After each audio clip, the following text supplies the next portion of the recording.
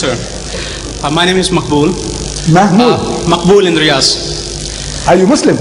No, Christian. Yeah. You see, because the names today means nothing. Yeah. You know, I tell you, most deceptive, most deceptive. Yeah. I have come across names, Major Nasir, you think he's a Muslim, and you're talking as a Muslim, but he's a Christian. He is the Adu Allah wa adu akum. The greatest enemy is trying to steal your children, but you think he's your brother. Ahlan wa sahlan. Go ahead. Okay, Makbul in Riyaz. Makbul. Yeah. Sir, when you opened your talk, you opened with derogatory remarks regarding those three gentlemen. A man of your stature, do you think it behoves? What rationale do you have talking about a fellow man like that? Then also... Well, wait. Yeah. You ask the question, one question at a time. Please, if you're going to deliver a lecture, I won't remember what you said. No, you made a comment, let me respond. Then you can make another comment. It is about my tone, about my voice, about what I say, sounds offensive. I says, whatever I'm talking is insipid, tasteless. There's nothing in it. Compared to your Lord Jesus, compared to Jesus Christ, the veritable Son of God, according to you, God on earth, how does he speak? He said, you generation of vipers, you snakes. He's talking to his people, the elders of his people. You wicked and adulterous generation, haram khor qawm. He's talking to his people. You hypocrites, you fools, you whited sepulchres. Am I right? Am I quoting correctly? Right. Look, compared to that, Ahmad Didat,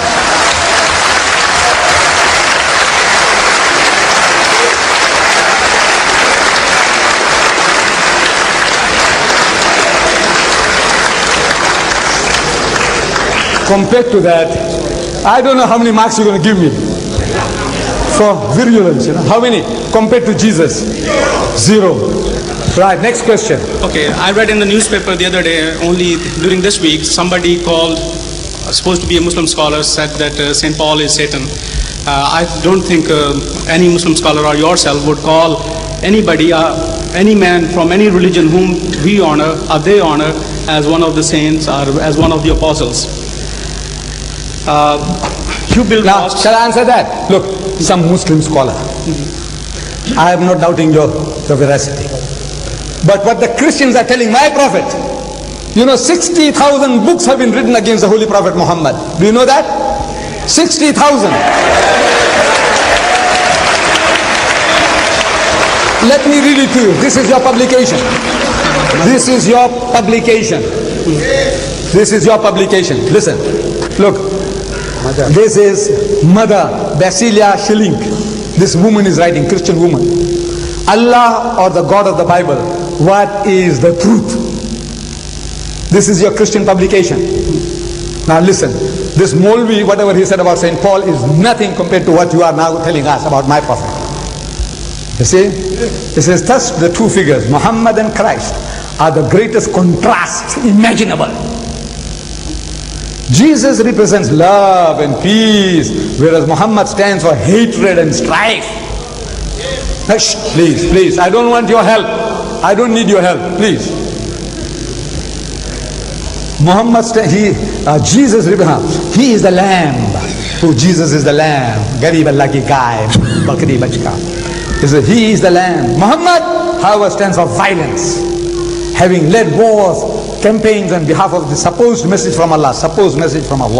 Jesus is the embodiment of sacrifice. Indeed, sacrifice was the essence of his life. He himself became the essence, the lamb that was slain as a sacrifice for the world. Muhammad lived for his self-realization. Please, don't want to horrify people, waste your time. Look, Jesus, more than a prophet. This is what you're doing among the Afghan refugees. The Christians, poor people in trouble, maimed, crippled, amputated, there you take unfair advantage of them. Look at this. 15 Muslims of the Mujahideens, they tell how they found forgiveness, reason, new life in Jesus Christ. How did they do it? And that priest was saying, we don't go converting people. Who's doing this? Angels from heaven. Who's doing this? Look at this. Okay, sir. You speak about evangelizing. Look, the Great Commission. You. So you and the Muslims. You means the Christian. You. This is the Great Commission. What he says. Look at this. On the way to the cross, your ship, good ship, Logos, going and harassing my people all over the world. There are 100 books here. What you are doing to us, what we have done is God is my witness, is really nothing, is insipid. You see? So now you are behaving like a virgin, a little girl, you know, like a little girl who has been unjustly treated somehow. When the Christians, what have you done? What did you do to the people in the Philippines? What do you do to my people all over the world? And you are talking like lambs, you know, said, look, we mean no harm. You conquered the whole of Africa. You conquered my nation here, this subcontinent, and you enslaved us for 150 years. No? You Christians, no?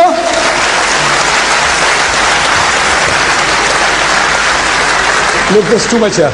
What is your question now? Tell me, what is your question? The question is, I would request you gentlemen to kindly let other body allow. yeah, I'll just... No, this is not a session of debate actually. No, sir, it's not debate, just a question, and I'll move away.